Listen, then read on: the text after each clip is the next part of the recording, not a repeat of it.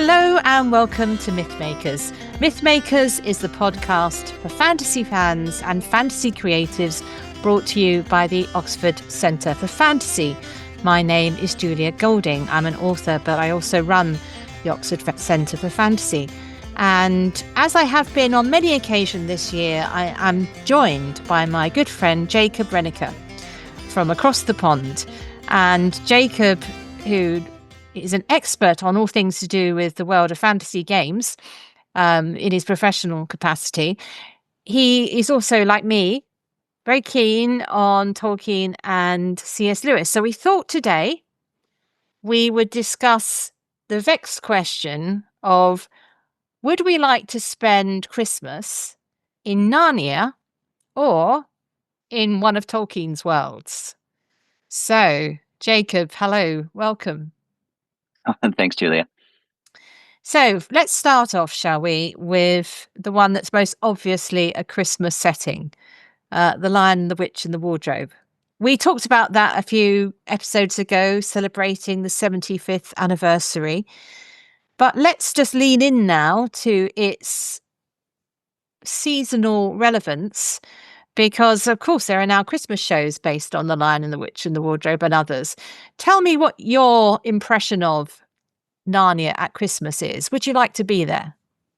I think so. At least in the time of Lion, the Witch, and the Wardrobe, when that's happening chronologically. Maybe not like a little before that, because it wouldn't ever be Christmas.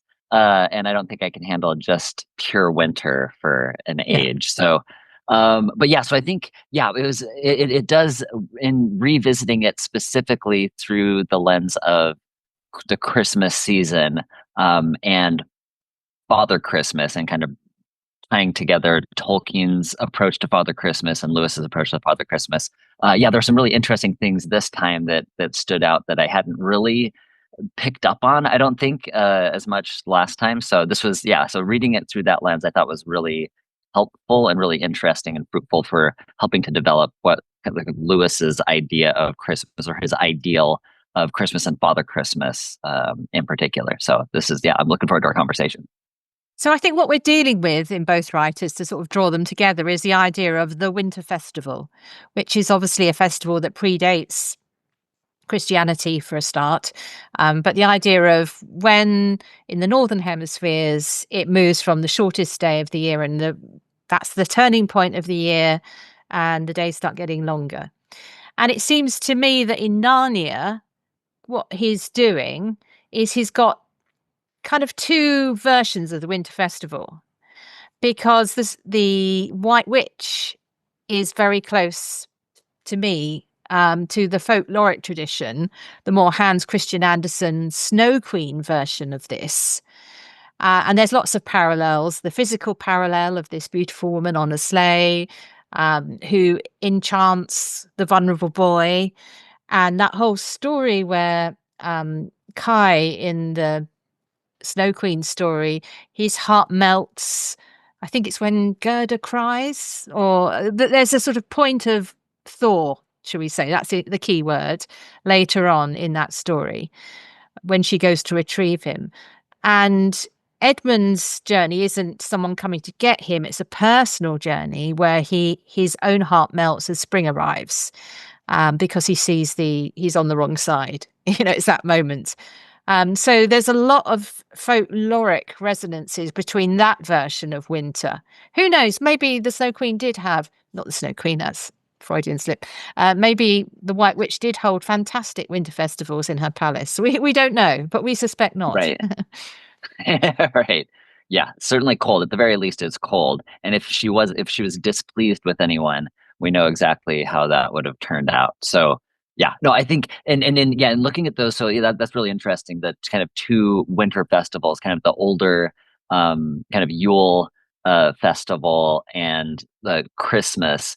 When I was rereading the chapters that dealt with the White Witch, first encountering Edmund, and with the Father Christmas chapter in Lion, Witch, and the Wardrobe, one of the things that I was struck with was the parallels that are clearly set up, right? So you get first introduction to these is the bells, right? So you have the sound of bells with both.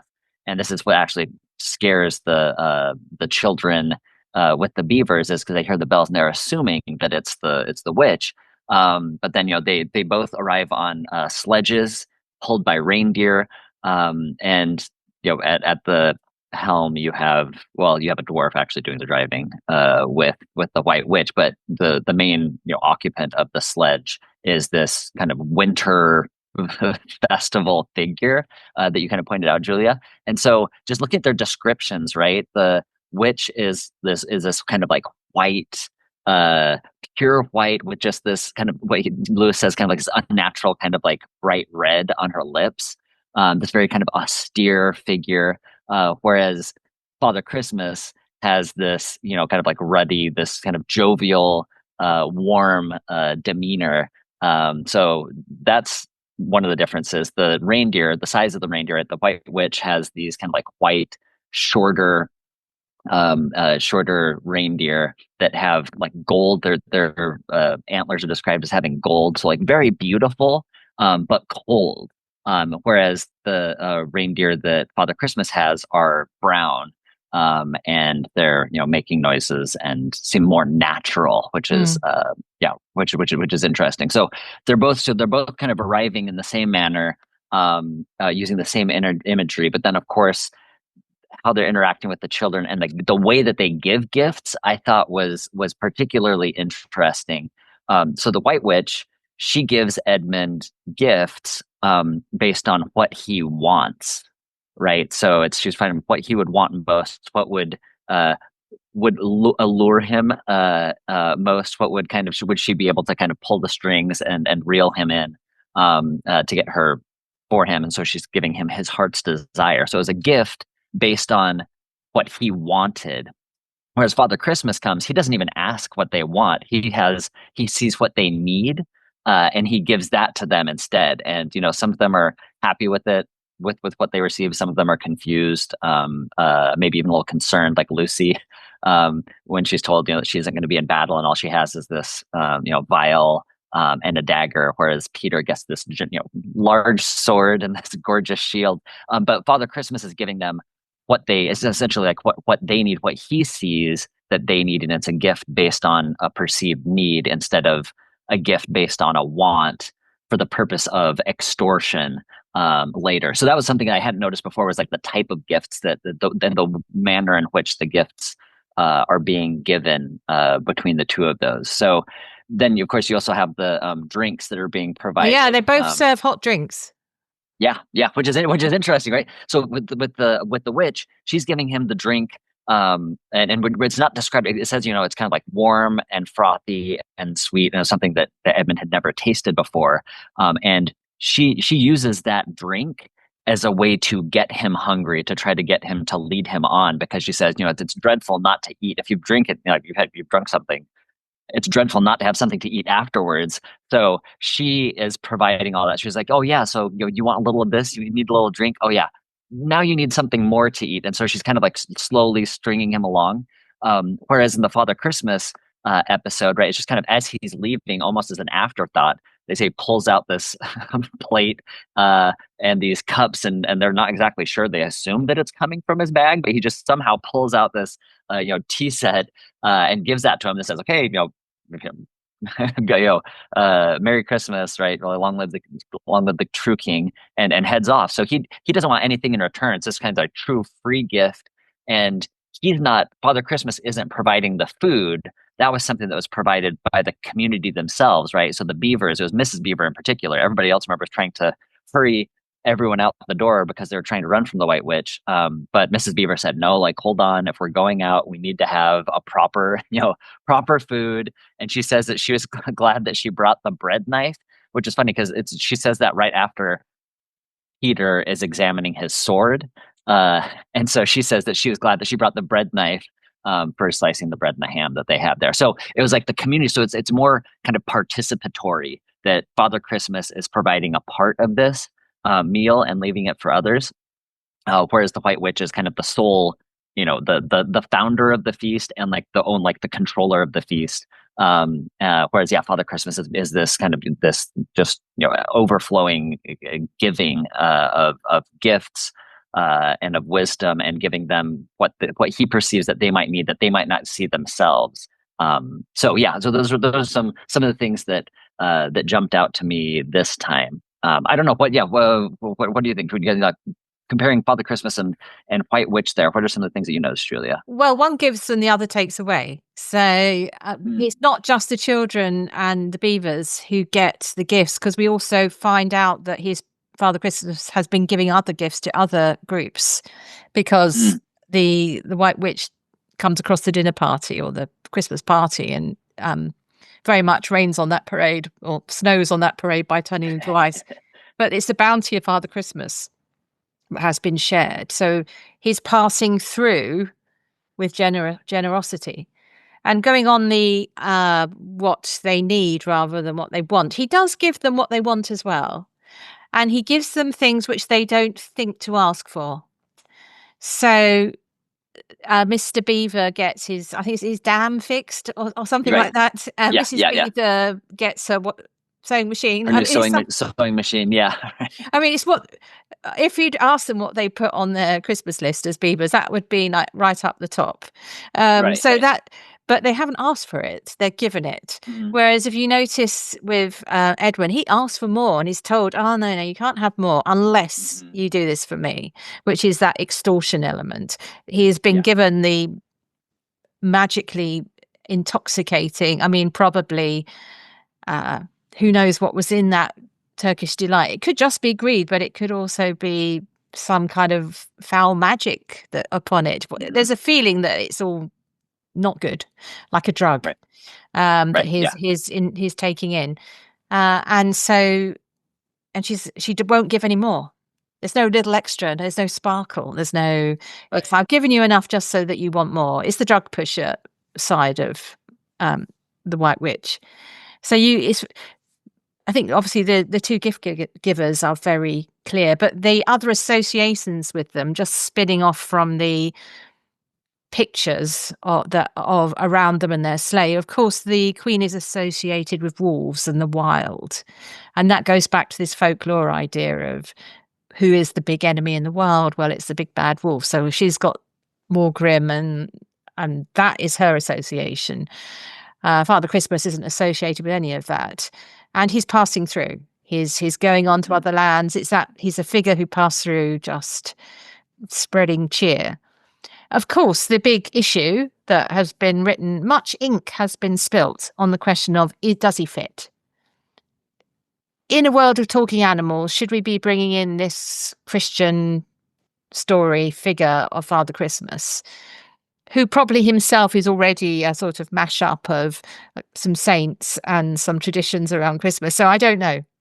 What do you think about the does he fit question? Yeah. It's always, it does seem jarring as a bit, but again, as I was reading it alongside Father Christmas and kind of in conversation with Tolkien this time, um, I I don't I see him fitting in a little bit better in the sense that so Lewis says that when the children see Father Christmas, that you see characters that are from Narnia differently, that they're like there's like this vivacity to them. There's they seem more real in Narnia. So he suggests that Father Christmas is actually a native of Narnia, and that the pictures that we see of Father Christmas are imperfect sketches uh trying to capture Father Christmas, but when you're in Narnia, you can actually see him as he truly is.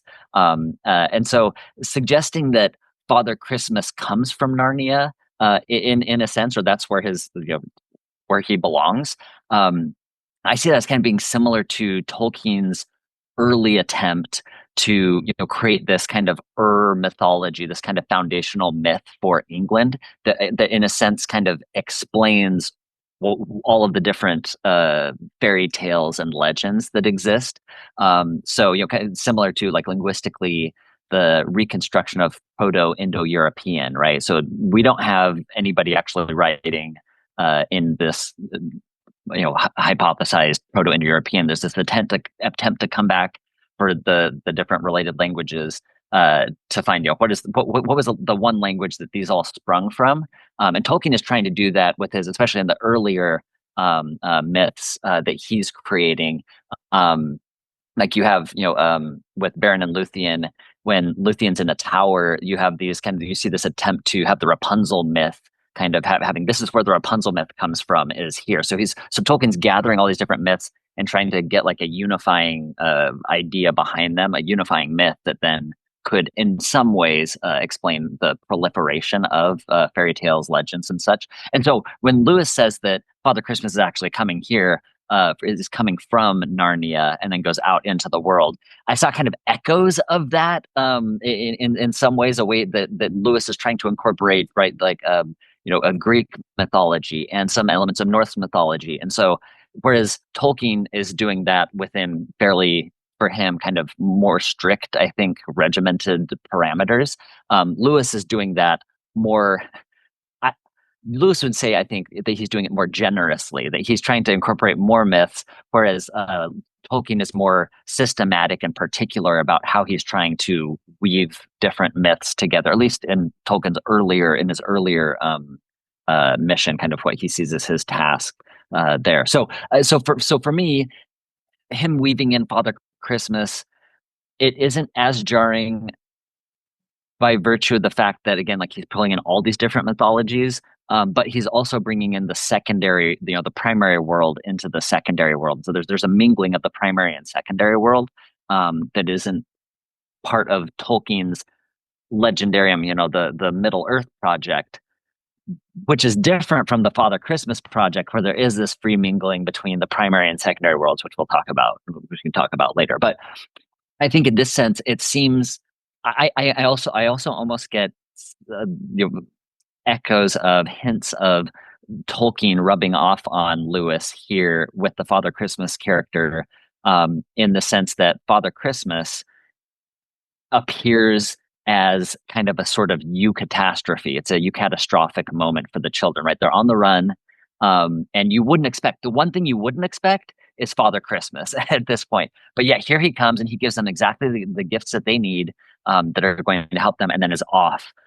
Similar to the eagles at Mount Doom, right? So one of the problems that some people have with the Return of the King is the appearance of the eagles, right? This seems to come out of nowhere, but Tolkien, in his mind, is saying this is a catastrophic moment. It's something that comes that you can't expect to happen, that will happen once and then changes. It's this happy turn of events, and that seems to be kind of what's happening here. Although it's in the middle of the story and not just at the very end.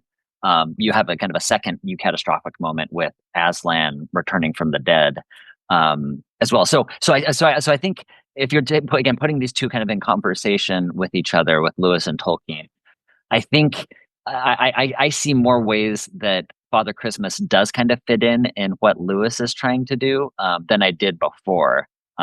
So it didn't bother me as much this time, because in part I think I was expecting it, and I wanted to see, was kind of trying to drill down in what Lewis was trying to do with Father Christmas. So what do you think, Julia? I think I might have set you up there, because my response here is, come on, adults, get over ourselves. Because when I read it as a child, it was a wonderful, exciting moment in the same way I anticipated Father Christmas coming. How is a child, if you're not doing a Christian world with like nativity scenes, how is a child going to know that Christmas has arrived? Well, you sent in Father Christmas. Right. That it's an obvious Yeah. answer. So you can think up complicated reasons. Sort of in Planet Narnia, there's a well thought through sort of examination of the roots of Father Christmas and all the Hmm. rest of it. But actually, I think this is it's actually simpler. This is a story written for children, in the 1950s, and Christmas comes with Father Christmas, and he has a Hmm. sleigh and he has reindeer. So, and then he goes. He doesn't interfere. If he hung around, then I think the issues would get problematic as to who he Hmm. is and what he's doing. But he comes and he goes and he moves on. He's like a natural phenomenon, a weather Hmm. system. He passes through and moves on. So I think it's fine.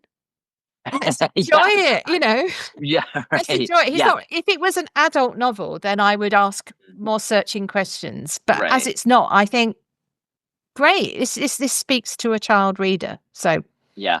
I, Well, yeah, I and do that's agree with your idea that he is like a sudden turn to the good, which is the kind of yeah. eucatastrophe definition, definitely. But uh, From a pure reader's perspective, yeah, absolutely. If this is for primarily for children, yes. Then the name of the chapter is "The Spell is Breaking." hmm, So this is so Father Christmas is the herald of Aslan in a sense, right? He says, right, he confirms that Aslan's on the move, and he is really kind of almost, if you're looking at the Christian analogies with Christmas, this is the kind of the John the Baptist figure that's kind of heralding the way. He's giving his gifts beforehand, not completely changing everything, but essentially saying that yes, the spell is breaking, and Christmas is Christmas is coming, Aslan's coming to conquer the White Witch and the hold that the White Witch just had. So yeah, no, that all makes perfect sense. I don't think very many children would be asking in what sense Father Christmas evoked X, Y, or Z, and world building wise how it fits into there. You're right. In the same way that children wouldn't bat an eye at naiads being next to being considered next to giants and trolls and werewolves, right? yeah, we are allowed to do these things in fantasy. Okay, let's move on. So let's park Christmas in Narnia because we've got to decide if we're going to spend our Christmas there or not. But we'll just leave it parked. Um, and we are going to move over into Tolkien's versions of Christmas. Now, I was thinking for our conversation, we've got obviously the Father Christmas letters. Mhm. Then we've got, which we'll talk about first, then we've got Middle Earth itself in ways in which it does and doesn't have Christmas. And then at the very end, I thought we would look at Sir Gawain in the Green Knight, because this is a work which is set at Christmas and which Tolkien translated. So we'll just dip into a little bit of his translation so we can celebrate that version of Christmas that he has interpreted or translated from the Gawain poet. Okay, so the Father Christmas letters. You have a small child. Are you writing long, Yeah. complicated letters in the guise of Father Christmas to them? Not yet, but I did start doing that with my before my child was born, and I had just had nieces and nephews. I did invent taking Tolkien as a cue. I did create kind of a larger like mythology where I tried coordinating letters between sets of nieces and nephews. That like some Oh, information would be parceled to this family, other information would be to this family. There were pictures, little illustrations that kind of filled in the gaps in the hopes that they would be talking with each other about it. My naive hope was that they would be excited and would want to find out more about it when really they were more interested in other things that Christmas than these that's silly letters I incredibly put far too much time into. that's incredibly sweet, and so your family can look forward to this in a year or two. Right. I think it's clearly the Father Christmas letters are clearly the whimsical side of Tolkien's world building, as you were pointing out to me. I see it as very much Tolkien, the father, the nursery Tolkien, the place where the Hobbit comes from. You get his drawing, of course, beautiful drawings in that sort of naive style he has, which is very hard to do. It's not that naive at all. His handwriting skills, the beautiful calligraphy on the letters, And and the very whole. shaky. Yeah. When he's writing Father Christmas's letter, it's like it's perfectly wobbly. And he says I'm it's because he's shivering with shivering, he's cold. shaking. Yeah, he's shaking. And but it's consistent throughout. And then the Yeah. multiple colors that he's using when he uses green ink, he'll start the sentences with red, kind of like a like it looks like it reads like a medieval manuscript when you look Yeah. at the actual pictures of these, which is really fun, and I'm sure he had a blast doing those. So, in terms of where we're spending Christmas, we have a choice here. We could be in I suppose, the early 1930s Tolkien household in Northmore Road, among the family receiving these letters, or we could be in the imagined world of Father Christmas and the polar bear up Mhm. in the north. What did you think of the hilarious goings on at the North Pole? Yeah, they're really silly. Yeah, so this is very much like you said, kind of in the vein of The Hobbit, this Tolkien in the nursery telling stories to the things that are going to entertain the children. This isn't he's not being fastidious. I don't think you don't see the same level of attention to detail or consistency. Well, you do see consistency. You see some of the same like underlying tendencies as he's developing the stories, but it is more silly. There's a lot more play on words, and just mistakes and kind of buffoon characters. Right, the North Polar Bear is just comically inept at a number of different things. Always creating problems. And so, yeah, so I think you see more of a sense of humor and kind of explicitly like drawing in kids and finding things that he thinks they would think are funny, to try to get them engaged with the story instead of just like laying out, okay, here's the mythology of Father Christmas. That doesn't seem to be kind of what he's primarily concerned about. That's kind of a secondary concern. He just wants to tell an entertaining story to his children, that's kind of been like little bits and pieces, little snatches of narrative, and feel like they're kind of part of the story. I think that's part of what you have here is like drawing them in when he says, that here's why you received what you did or why you didn't receive what you did, or you're part of a larger story where, like, especially during the war years, for the Father Christmas letters for World War II, he's talking about all of the other children. The people are far, there's more people are away from their homes than are at home. And he laments the fact that that he has trouble getting supplies to be able to get uh, gifts for other children, and that so many other children are far worse off than the Tolkien children. So he really kind of like invites them into this world and has them feel like they're part of this larger story, themselves, which I thought was really charming, and I think would be special for the children, right? That they feel that they're getting special attention from Father Christmas, and that they're kind of drawn into this world. One of the things he says, Father Christmas says, I hope, after talking about these troubles with goblins, he says, I hope your toys don't smell of goblin. So I could see them kind of like maybe sniffing at the train to see if they can smell goblin on the train, right? So just kind of little touches like that, world building that make it, more like inviting. It's kind of like invitational world building in some senses. So yeah, that was one of my kind of, I think, first responses to what he's doing there in engaging with the children at their level, and what would engage them. There is a sort of collapse as the letters go on, where literally underneath Father Christmas's house, there's this whole world of goblins, and much more like in the drawings, you get a little golem sort of peeking around the corner, and it's as though the world of the Hobbit is sort of creeping into the world of uh, Father Christmas letters. And because this is these are family letters meant for a home audience who get the references, there's probably a joke here as well about how Father is always going back to this world, and everything comes back to this conversation he's having with his own work. So in terms of where you would spend Christmas, it's quite risky spending Christmas towards the end of these letters up in Father Christmas's house, because Right. you might have to go to war.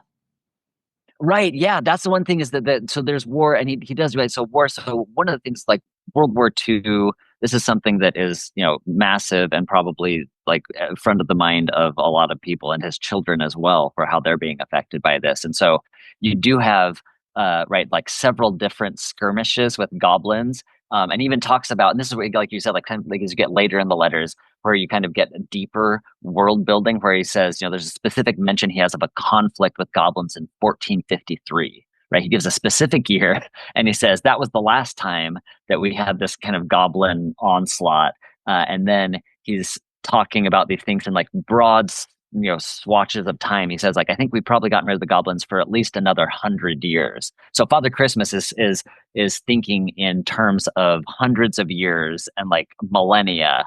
And so we see this has become this broader picture that's being painted, that does include, like you said, in the caves beneath, that you have where he starts kind of going into this is where you see the Tolkien, the world building Tolkien, about like larger worlds, maybe not things that his kids would necessarily appreciate, but like his own world building inclinations, where he starts talking about, different species and like the ancestor species for what was above, and then the cave drawings, and that's where you get into like black, where he mentions like maybe looks like black magic was possibly being described in some of these pictures.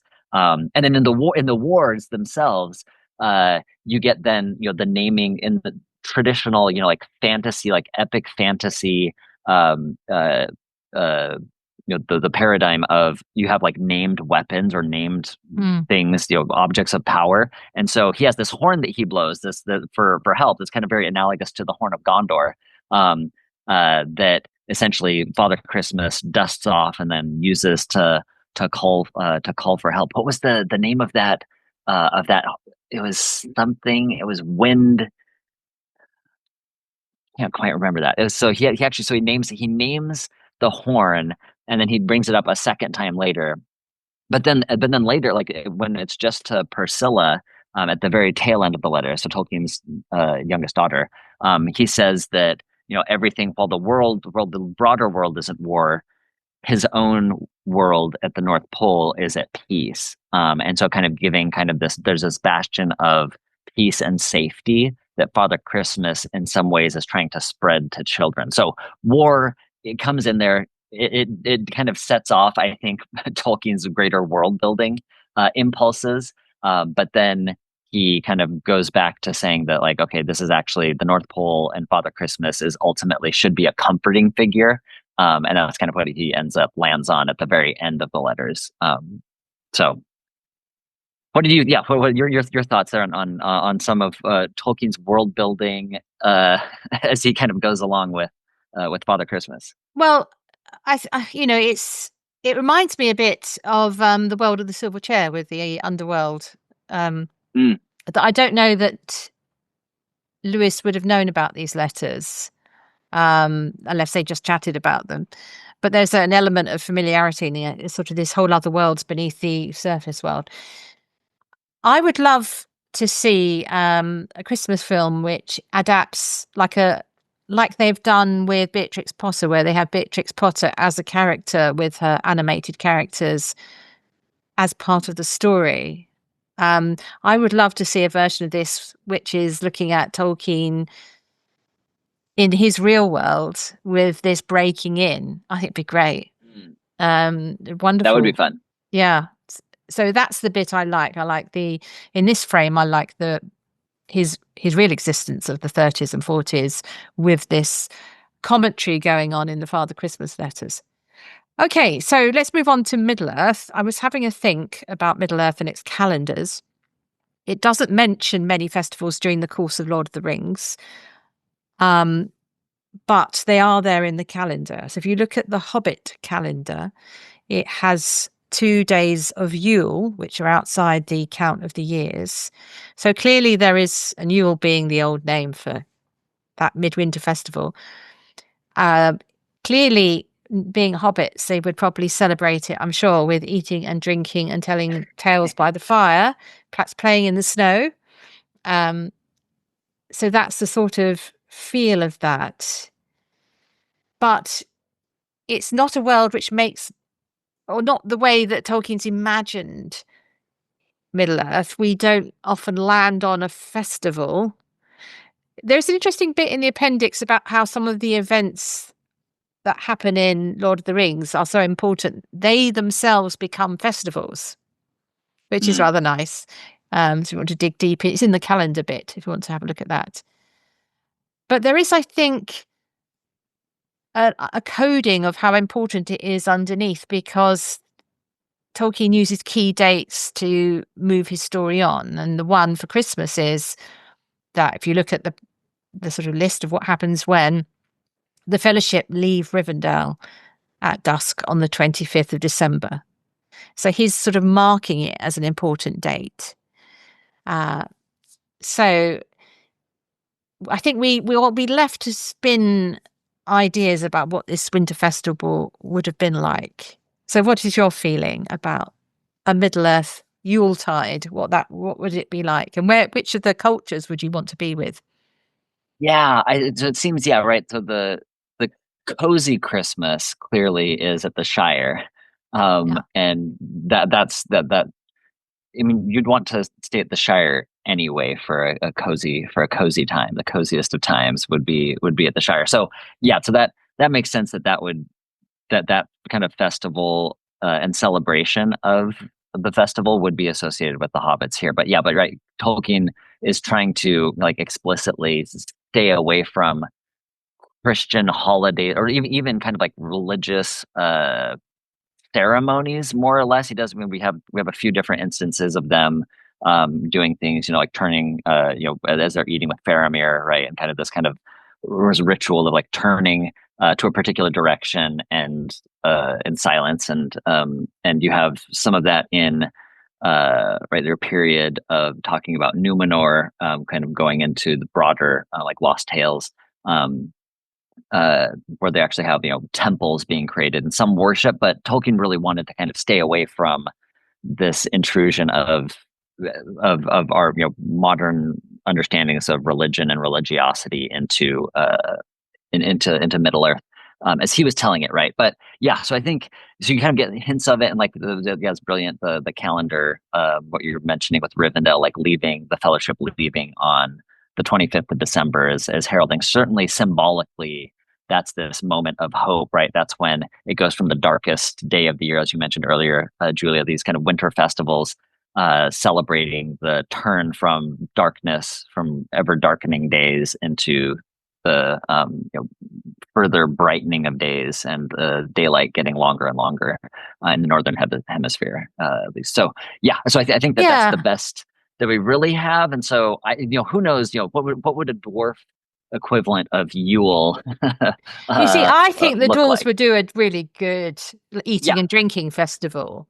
right. And I Yes, think they yes. would celebrate it. Where I'm not sure is because of the timelines of elves, that for them, the passing seasons are but ripples in the river.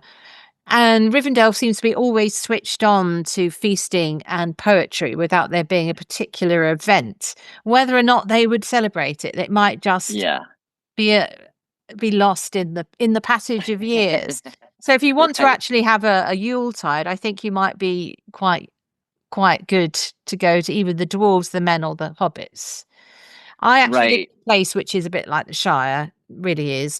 So I think I would have to go away.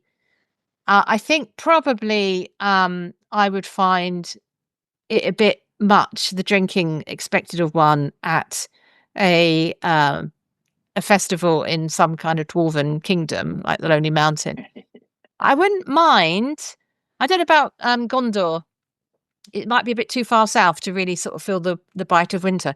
But I think the place I would go, because it's most like the medieval Christmas, is I would go to Rohan. I would Hmm. invite myself to the Yuletide because I think it would be a bit like Sir Gawain in the Green Knight. So I'm just going to read you a little bit of Tolkien's translation of this wonderful poem. So this is right at the beginning of Sir Gawain in the Green Knight. This king, that's Arthur, this king lay at Camelot at Christmas tide, with many a lovely lord, lieges most noble. Indeed, of the Round Table, all those tried brethren, amid merriment unmatched and mirth without care. There tourneyed many a time the trusty knights, and jousted full joyously these gentle lords. Then to the court they came, at carols to play. For there the feast was unfailing full 15 days, with all meats and all mirth that men could devise. That sounds a bit like what they might get up to in Medusa, don't you think? Right. That's great. No, that's beautiful. Yeah, and the 15 days, right? So this isn't just a single day Yeah, I'm not sure where uh the 15 days ceremony. comes from. It must have been some medieval expanded version of the 12 days of Christmas. Maybe they started counting earlier. It's always a debate about what point you start, whether or not 12th night, for example, is the 5th or the 6th of January. Um, if you Google that, you'll find that opinions differ. So there is clearly a sort of slightly baggy version of Christmastide. So okay, we are now going to have to make our decision. We've gone through our choices. We're going to have Christmas in Narnia, but after the White Witch is done because there is no Christmas otherwise. Christmas in Narnia, or we can have Christmas in 1930s Oxford with the Tolkien household and receiving Father Christmas letters. Or we can spend it with Father Christmas up at the North Pole in that fantasy version. Or we can go to one of these Middle-earth kingdoms and celebrate it. Or, outside chance, you can go and join Arthur and his court and Sir Gawain in the Green Knight. Jacob, which door are you choosing? Yeah, I think this is yeah. So food, like you said, I think like the hobbits, if it's in terms of food, uh yeah, Lewis also in Narnia also has some pretty lovely descriptions of food as well, right? So I think they both do food pretty well, but there's more of a focus emphasis on it, or an entire species, the hobbits, that kind of build their life around eating and food, and there's a lot more of it kind of built in. So I think that one, I think the edge for Christmas feasting would go to Middle Earth, as opposed to Father Christmas letters necessarily, and probably the Tolkien household in the 30s. If you're looking at like singing, which is kind of mentioned, you don't have Middle Earth wins for just by sheer virtue of the number of songs that you have mentioned there, right? So there's clearly this tradition of singing, and it's more prevalent there. The tone, I think tone is a different is an interesting question. The tone of the winter holiday in these different works. So this is, and I'd be interested to hear your thoughts on this, Julia. So Christmas in Middle Earth, I assume that it would be, at least from the elves' perspective and those who had dealings with the elves, Christmas, I assumed, would kind of be framed, and at least as it's being expressed to us, like as it's written about in Lord of the Rings, being framed by the long defeat, right? So Christmas is bittersweet. It would be this kind of reminding of hope, but the reality is things are just going to keep getting darker and We're in darker our and darker winter. and darker. We're in our winter. Right. Yeah. Right. Exactly. So I think so. There's this. So the sense that I get is kind of in Middle Earth, then, that Christmas, that it would be more of a bittersweet Christmas from taking that long term. Now, for hobbits who wouldn't have had frequent dealing with elves, in the times of just before the Fellowship of the Ring, then they're insulated and they're just happy just being hobbits and not a care in the world beyond their own community and the annoyances of their neighbors.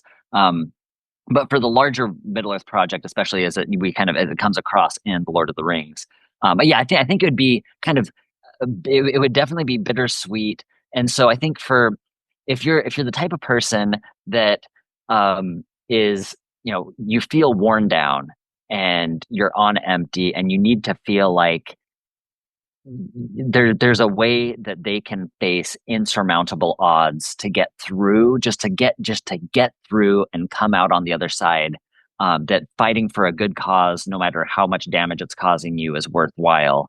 Then that's really, I think, the story, that like the Christmas in Middle Earth would be this sense of like survival and hope in the face of insurmountable odds, and that there's still value in fighting even the least person kind of fighting against there. So sheer grit and determination win out in the force of good. So I think if that's what you need at Christmas time, and sometimes you need that. I'm going to have to put you on the spot. You've got to choose just one. You Okay, give me I would reasons say, for okay, all of I'm giving you them. all sorts of reasons. I'll say, yeah. So I'm gonna say for like Narnia, at least right. So today, for the state of the world and household, an infusion of like hope.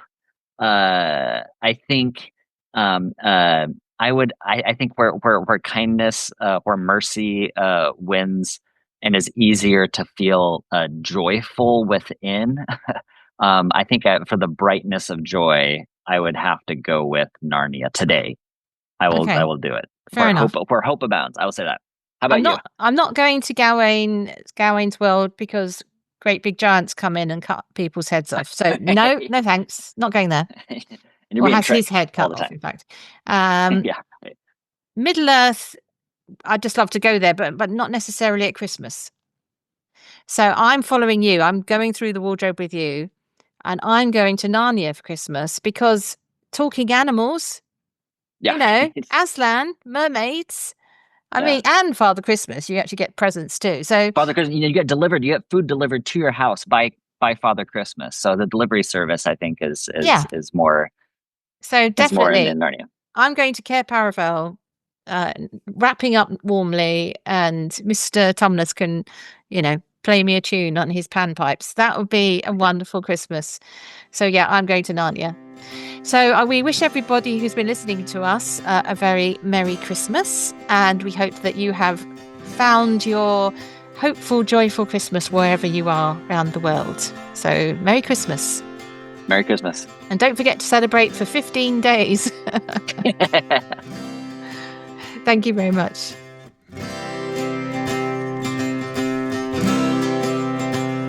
Thanks for listening to Mythmakers podcast, brought to you by the Oxford Centre for Fantasy. Visit oxfordcenterforfantasy.org to join in the fun. Find out about our online courses, in-person stays in Oxford, plus visit our shop for great gifts. Tell a friend and subscribe wherever you find your favourite podcasts worldwide.